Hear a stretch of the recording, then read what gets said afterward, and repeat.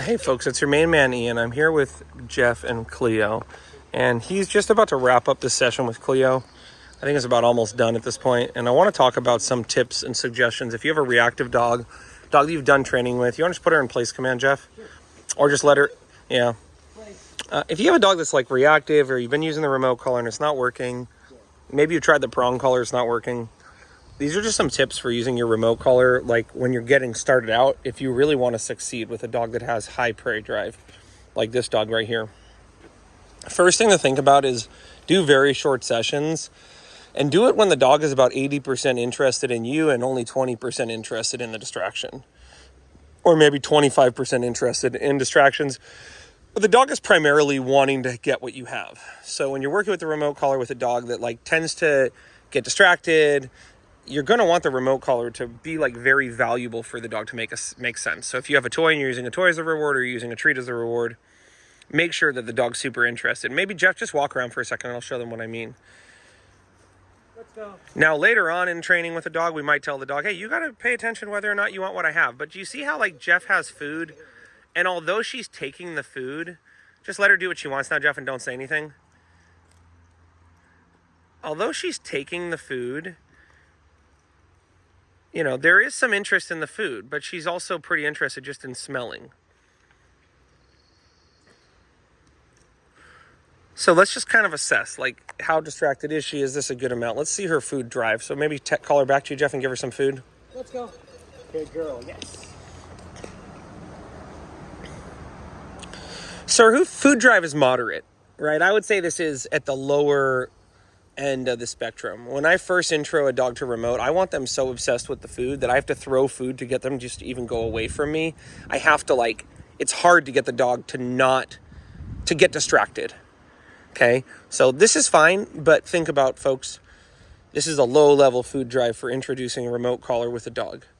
She's not super obsessed with the food. She'll take the food, but she's like just smelling pee and stuff she's curious about.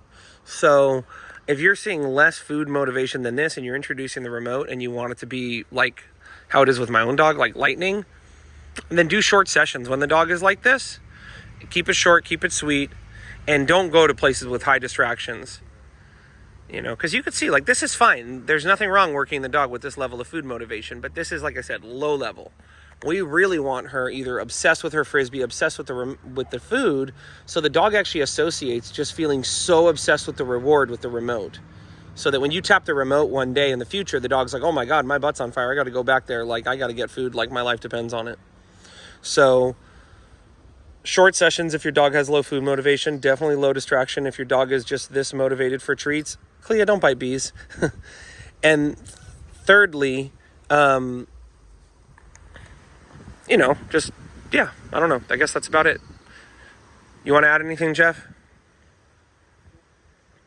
That's about it, folks, because you just don't want to create this idea that the remote is taking her away from what she wants.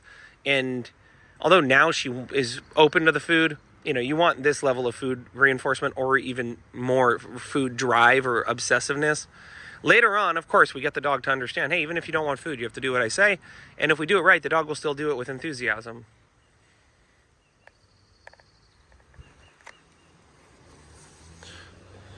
And then call her back with the remote here. Let's go. Leo.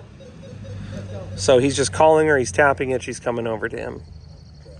And you can see he's kind of reeling in the leash so he can use his leash work to kind of guide her to what she wants to do. You were doing that and then place? You want to walk her over to place?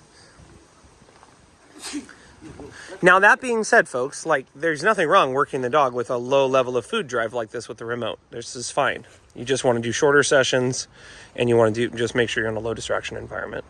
So you see he kind of like guided her over there with the leash, tapped the leash.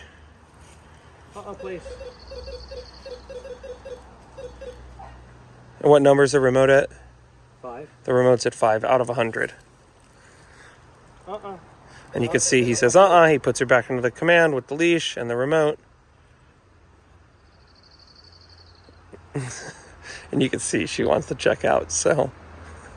Okay, folks, remember, as always, we don't blame them. We train them, and if you got a short-legged German Shepherd like this, you can bring it to us. We'd love to train it. Cleo. Give him a smile, Cleo. Oh, manipulation. Okay.